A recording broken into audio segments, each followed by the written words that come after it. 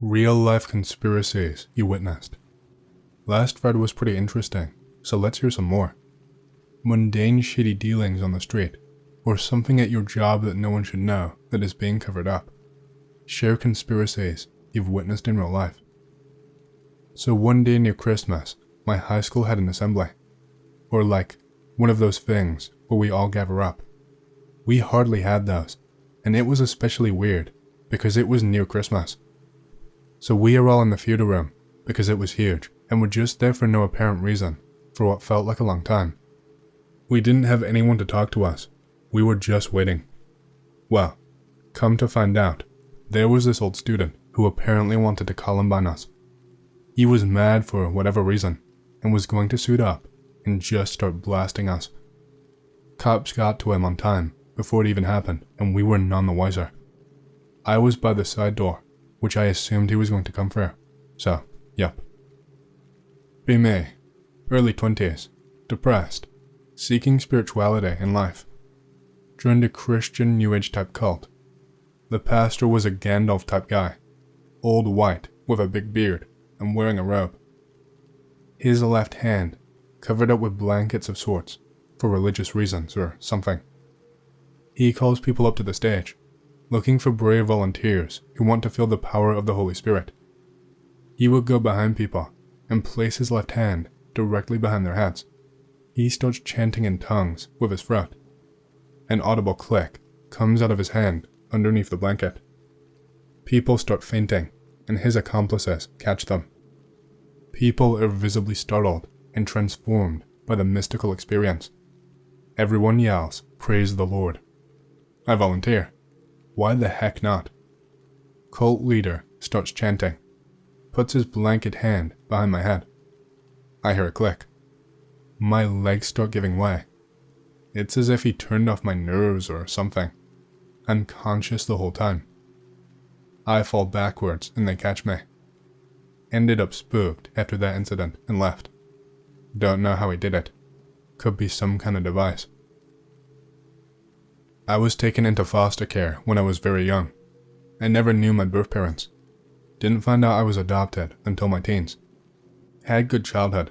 My adoptive parents were loving, kind, and gave me a good upbringing.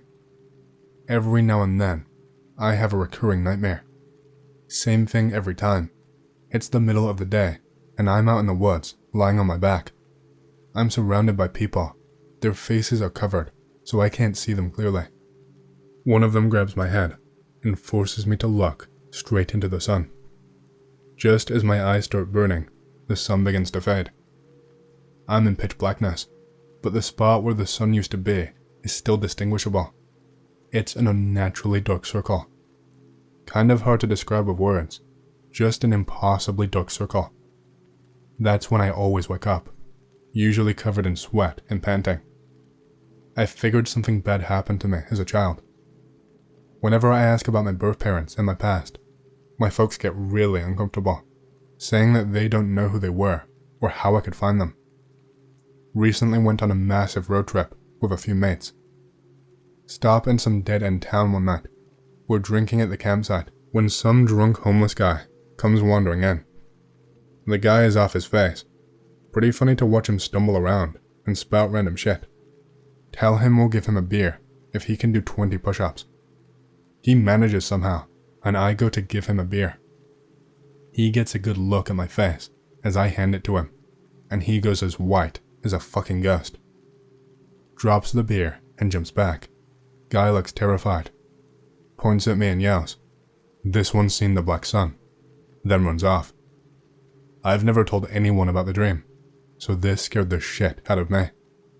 So now I feel I should maybe hire a PI or something to look into my parents and childhood.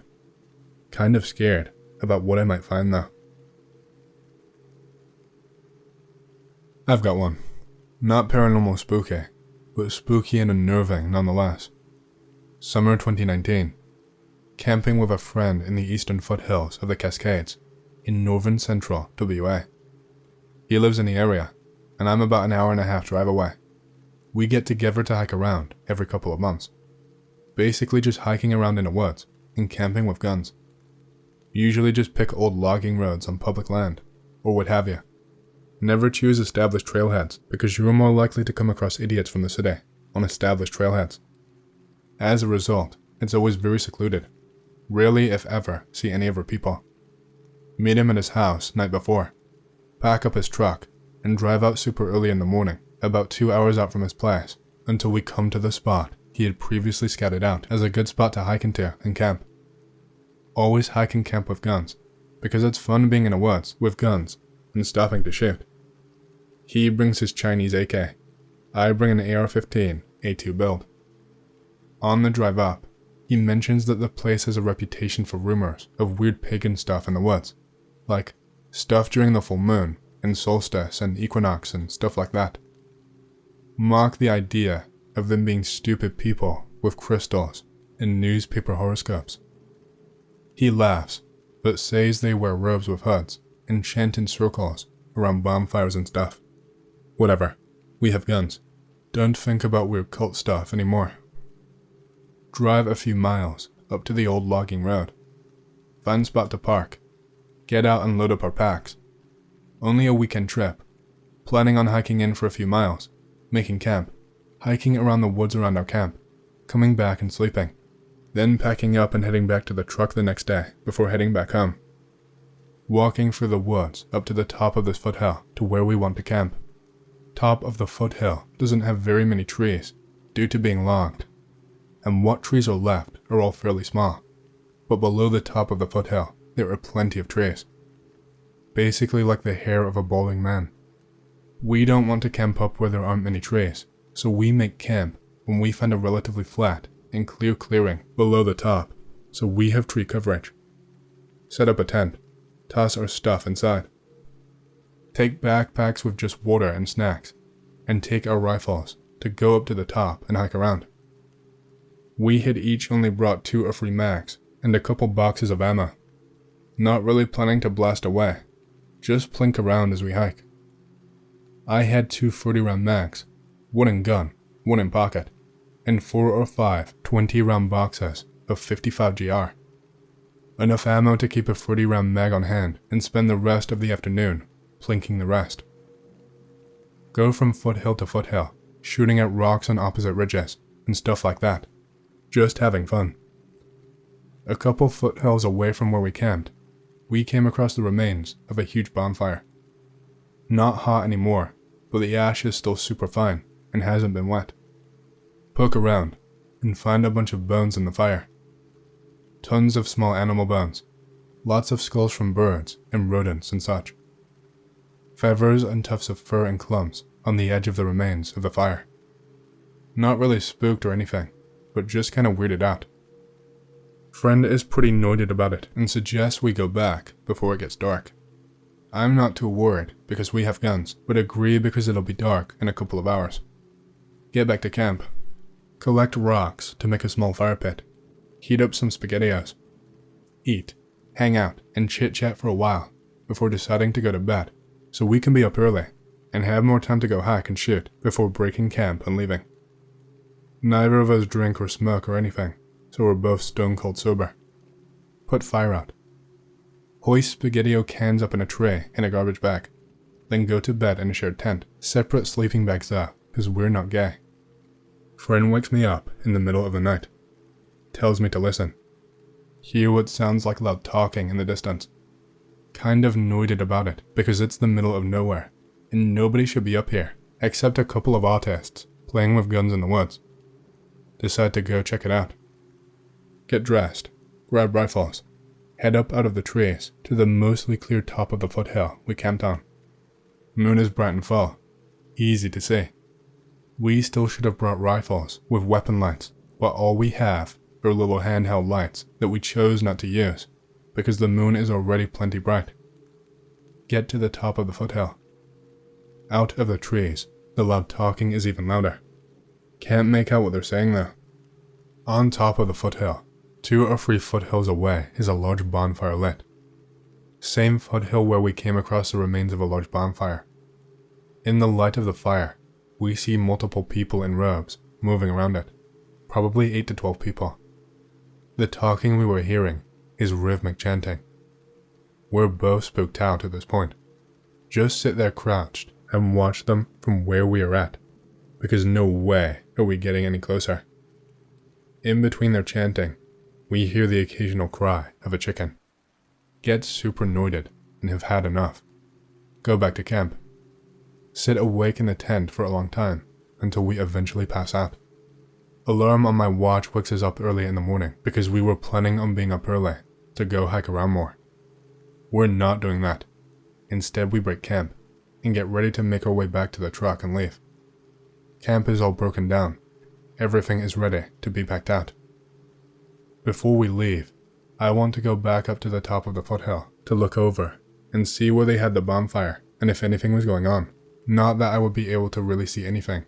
It was 2 or 3 foothills away, and I wasn't planning on actually going over to look at the bonfire hill in person.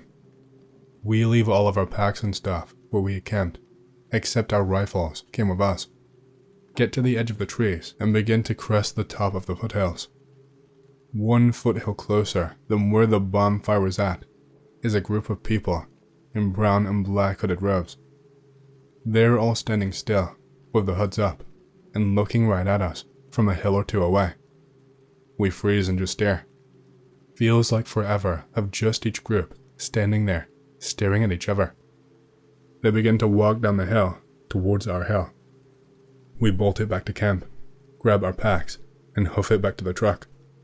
Super scared at this point. Hoof it through the woods as fast as we can without tripping over until we get back to the old logging road we walked up from the truck to get back to where we camped. Jog down the old road towards where we parked the truck. Lots of curves and turns. Get to a point in the road where it's basically a straight shot downhill to where we parked the truck. Jog quicker down the straight shot toward the truck. Get to it. Toss our stuff in the bed under the canopy. Hop in and begin to turn around. Look up the straight shot of the road we just came down from toward the top of this hill. At the top of this hill on the road is a pair of 2 people with their hoods on, standing there, watching us leave. This is the closest they were to us this whole time, but we're still 300 to 400 yards away. In the time it took us to leave camp and come back here, they managed to hike down a steep foothill, up to the top on another, then down again into where we had our camp, and they nearly caught up with us. Drive away and never came back. I still meet up and hike and camp regularly, but just not in this area of the Cascades anymore. I don't think they really meant anybody any harm or anything. They were probably just some weird Wiccan pagan people doing weird ritual stuff in the woods, but it still scared the pants off of me. If they had been trying to sacrifice us or something, yeah, we would have shot them, but we just wanted to split. That A2 has been my trusty woods rifle for many years, and has never given me any issues, and I'm fully confident that 5.56 out of a 20-inch barrel would have given me enough to kill any demonic entity they could have had on their side, because high velocity strung. I honestly think it was nothing more than what my friend had originally said. There are weird people doing weird pagan stuff in those woods. I don't think we were in any danger, but it was still frightening. I think they were just trying to chase us off. Granddad told me about his great uncle before he passed a few years ago. Not really paranormal, but the idea kind of stuck with me. Reminds me of some of the things that pop into my head, but I'd already be committed if I were crazy, I guess. Great uncle was a pharmacist. Granddad remembered meeting him a few times really young. Parents started sending them to their rooms when he stopped by. Only once or twice, but he heard them arguing. He died before Granddad turned 10. Went to the funeral. Nothing real interesting happened, but closed casket. Years later, asked his granddad about brother, great uncle. Doesn't want to talk about it. Keeps pestering and gets smacked around. More years later, his granddad is on his last legs. Asks him again. Says stop pestering the dead and let him go in peace. His granddad dies. My granddad asks his dad what happened. Shortly after the wake, so he's in the mood to reminisce. Says his great uncle helped support granddad when he started family. Was pretty normal guy, but got weirder and more distant over the years. Went to visit him once, and his house was pretty much empty, but there was a makeshift shed that was boarded up behind. Asked great uncle about it. He dodged the question and got angry. They started fighting, and they didn't see him for a while. Story kinda went around aimlessly like this, so I'll cut short. When he died, the senpai asked around what was going on. Basically, he thought people turned into demons after sundown and were trying to break into his house. House was too big, so he made a shed to sleep in and write in. Boarded it up every night to protect himself. One day he wrote a note to his brother saying goodbye, that the demons were seeping in through the cracks like sludge. Was barely comprehensible. Smashed door open and ran out. Went missing. Few days later, his body was found in the woods, eaten by wild dogs, but abandoned. Hence closed casket. Could have just been Granddad fucking with me, but I don't know. Miss you, fucker. Be me, 19 kilo, tanker. Night observation in Afghanistan. Pick up 3 distant contacts on FLIR. Look like dogs. Watch the dogs running through the poppy fields. One dog is bigger than the others. Dog keeps getting closer, about 600 meters away. These dogs are fucking huge, 4 or 5 foot at the shoulders. Tell my gunner to put some cokes at their feet to scare them off. Gunner lights them up with a couple of bursts. The dogs jump and run a few meters away. The biggest one in the group stands on its back legs and starts sniffing the air. It had to be 8 foot tall standing. Takes off, running back away from our FOB the way it came, on its back legs like a human. The other 2 disappear behind a small outcrop at the base of a draw. Captain comes by 5 minutes later. Tells us what we saw was a pack of wild dogs, and that's what we're to put in our reports. Never brought it up again. I was watching some horror docs on YouTube now, and just remembered a weird story my aunt told me and some other family kids when we were young. It honestly still gives me a strange sensation after all these years. She said there was a time she and a friend were alone at home. My grandparents were running errands or something. They heard a knock on the door, but refused to answer since this took place in Brazil. Not exactly the safest place, but whoever was out there did not give up and just kept knocking and knocking. So much so that both started praying out of fear for them to leave. Eventually, it stopped. Fast forward a couple of months, and my aunt is in the bathroom doing whatever, and she hears knocking again, except this time, it's not coming from the front door.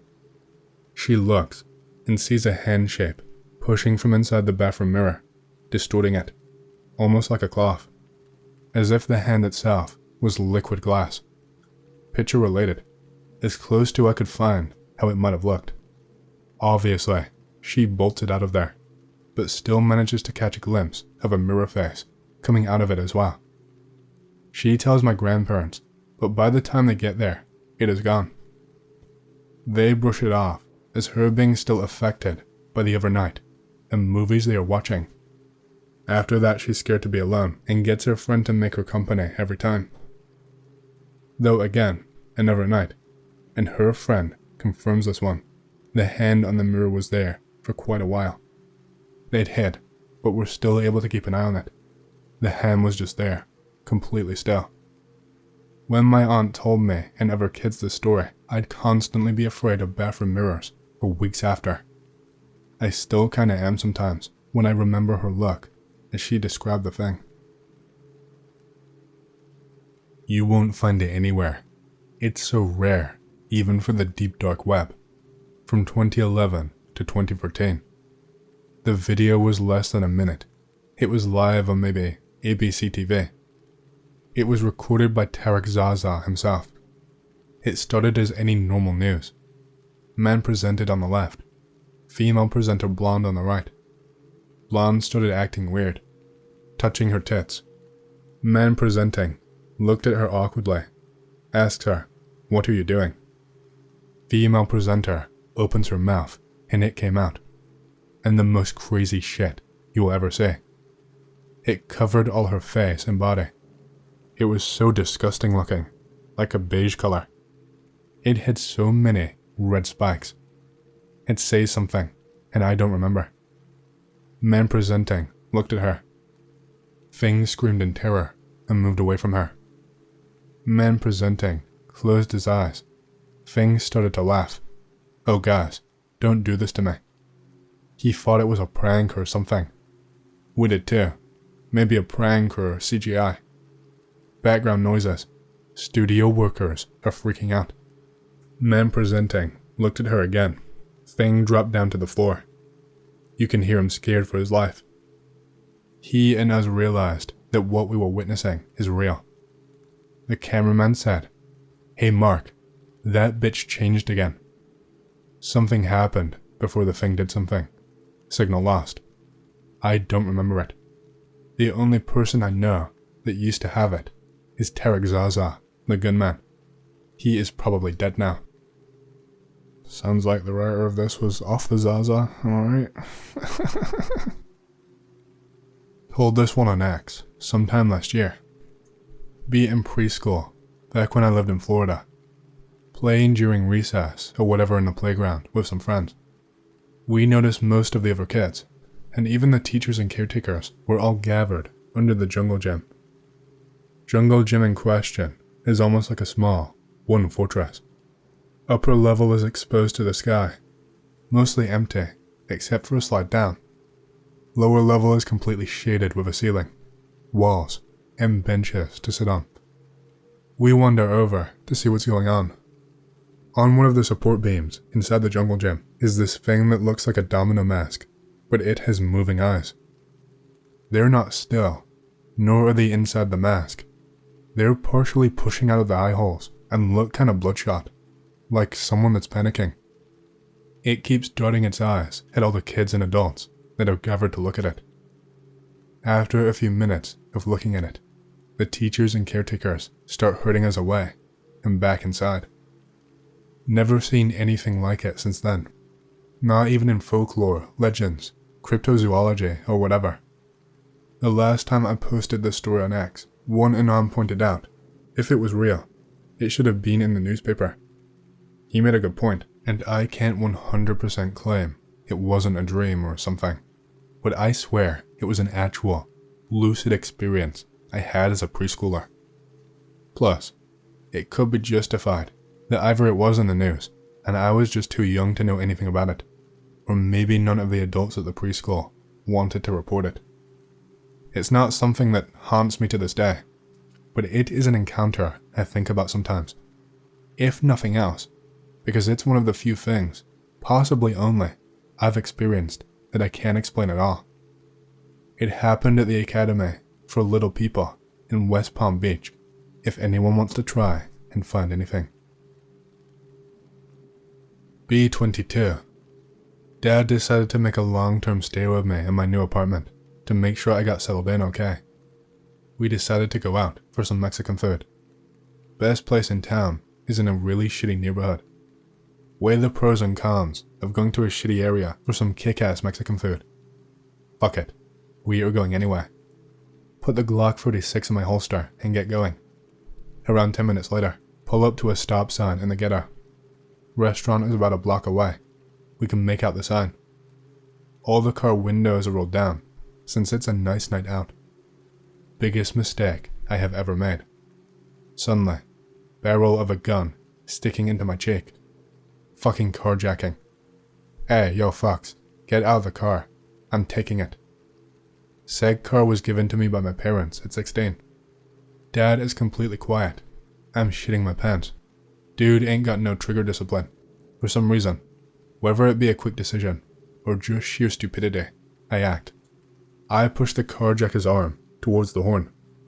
As it hits the horn, setting it off, I wrap his wrist around the wheel and pin it there with my left arm. His gun is now pointed at my dash, and it is pinned there. I get a good look at his face. He looks no older than 13. Hesitate. I'm just about to shoot a kid. Draw. Oh shit.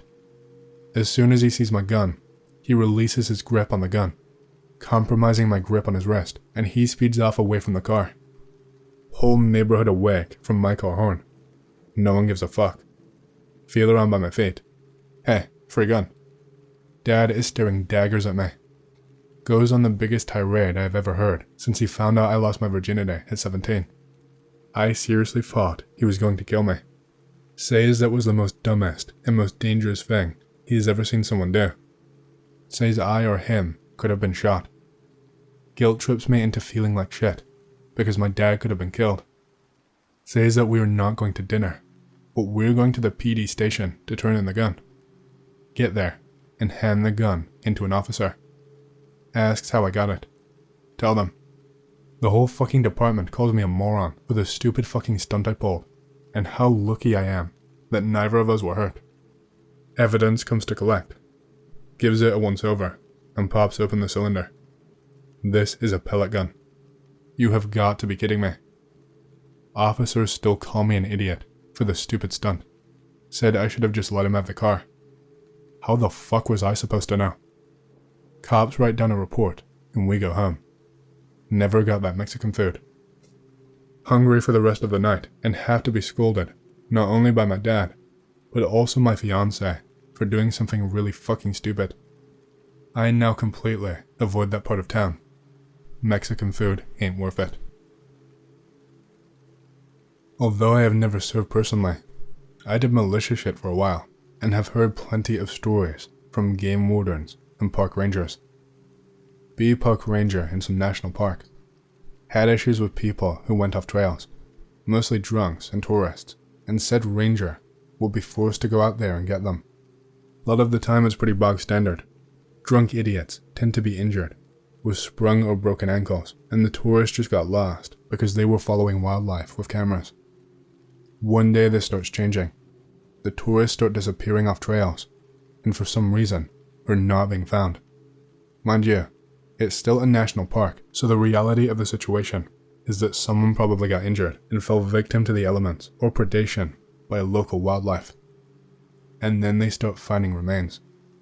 At first it was pretty standard fare, but some of the bodies really started to bug our ranger friend. Some of them had obvious, man-made marks, such as stabbing wounds, gunshots, etc. Every time this would happen, they would be instructed to just file it under the same as the rest. Just another lost tourist or drunk that got injured and died from the elements. Ranger friend is obviously a bit peeved about filing possible murder cases as misadventure and tries to look into it. Other rangers are also a bit peeved, but the old breed rangers, like the guys with 10 plus years experience, are adamant that everyone just lets it go. Ranger friend tries to pry information from the older guys, but at first is stonewalled to hell and back. Always a ring around about how it could just be a case of suicide. Ranger friend is not buying the shit. Decides to wait until after work, and gets one of the older guys to go drinking. After getting the old guy sufficiently buzzed, the old guy finally loosens his lips. The reality of the situation is mundane, but terrifying nonetheless. Most national parks are prowled by a serial killer or two. These serial killers get gratification from hunting people who stray away from the trails. Most of them hunt with knives, spears, and bows.